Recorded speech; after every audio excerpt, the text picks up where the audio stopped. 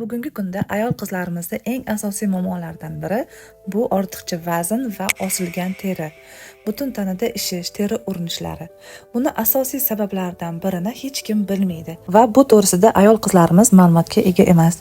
Bugun sizlar bilan shu mavzuda gaplashamiz. Inson tanasida qon tizimiga o'xshab limfa tizimi oqimi ham bor. Bu tizim nimaga javob beradi?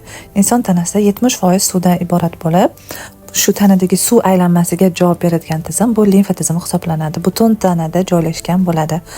Bu tizim buzilsa, tiqimlarga uchrasa, tanada ishlar, otyoqlar boshlanadi. Teri ostida uringan suvlar, bolota, balchiq suvlar yig'ilishi boshlaydi. Buni natijasida tanada ishlar, qorinda, sonda, qo'lda osilishlar, biqinda osilishlar, charchoq, asabiylik, uyqusizlik, butun tanada og'irlik va terida sellyulitlar paydo bo'lishi boshlaydi.